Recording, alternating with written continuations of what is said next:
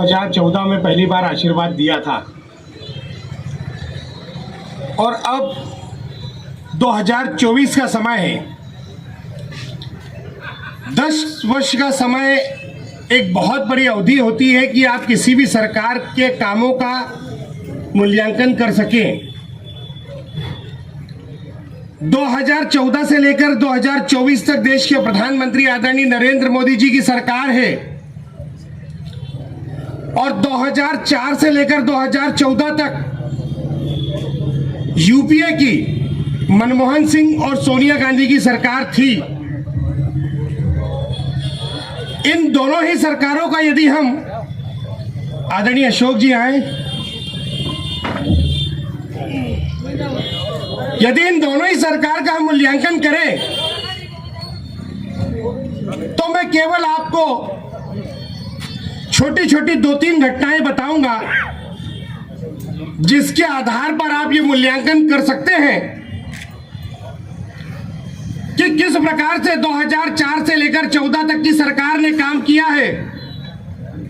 और किस प्रकार से 2014 से लेकर 24 तक के बीच में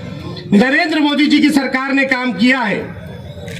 2014 में पहली बार आशीर्वाद दिया था और अब 2024 का समय है। 10 वर्ष का समय एक बहुत बड़ी अवधि होती है कि आप किसी भी सरकार के कामों का मूल्यांकन कर सकें। 2014 से लेकर 2024 तक देश के प्रधानमंत्री आदरणीय नरेंद्र मोदी जी की सरकार है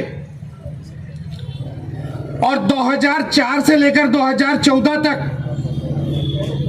यूपीए की मनमोहन सिंह और सोनिया गांधी की सरकार थी। इन दोनों ही सरकारों का यदि हम, आदरणीय अशोक जी आए, यदि इन दोनों ही सरकार का हम मूल्यांकन करें तो मैं केवल आपको छोटी छोटी 2-3 घटनाएं बताऊंगा जिसके आधार पर आप ये मूल्यांकन कर सकते हैं कि किस प्रकार से 2004 से लेकर 14 तक की सरकार ने काम किया है और किस प्रकार से 2014 से लेकर 24 तक के बीच में नरेंद्र मोदी जी की सरकार ने काम किया है। हमारी भारत माता, यहां पर 500 वर्षों का इंतजार हुआ कि हम कब रामलला को विराजमान करके यहां पर रामराज की स्थापना करेंगे।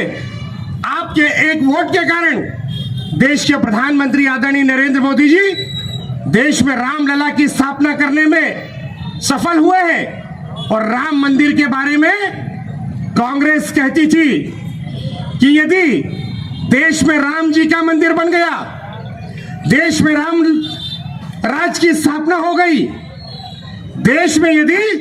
रामलला विराजमान हो गए तो ये अरब कंट्री के लोग, ये अरब देश के लोग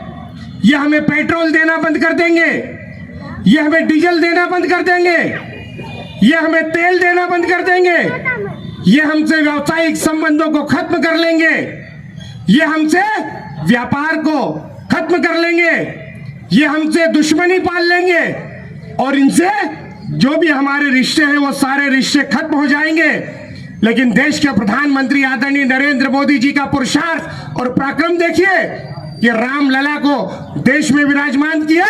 और इसके बाद नरेंद्र मोदी जी अरब कंट्री गए और वहां पे भी राम जी के मंदिर का शुभारंभ किया और राम जी को स्थापित करके इस बात का संदेश दिया, भारत के किसी सैनिक की गर्दन काटकर उसकी मुंडी से फुटबॉल खेलते हैं तो क्या ये घटना केवल शब्दों में निंदा करने वाली घटना है? ये घटना खून खोल देने वाली घटना है, ये घटना रोंगटे खड़े कर देने वाली घटना है, ये घटना वीरों को उद्वेलित कर देने वाली घटना है, ये घटना पूरे देश को जगाने वाली घटना है, ये घटना पूरे देश को शर्मसार करने वाली घटना है यदि हम उसका बदला नहीं लेते। लेकिन उस समय मनमोहन सिंह केवल ये बोलकर रह गए कि हम केवल इस घटना की निंदा करते हैं और पाकिस्तान की निंदा करते हैं। वहीं दूसरी ओर आपने जब देश के प्रधानमंत्री पद पर नरेंद्र मोदी जी को बैठाया और उन्हीं अचानक से एक गाड़ी वहां पर आई जिसमें आरडीएक्स भरा हुआ था, वो गाड़ी हमारे सैनिकों की गाड़ी से टकराई, एक बड़ा विस्फोट हुआ, हमारे 40 सैनिक वहां पर शहीद हो गए।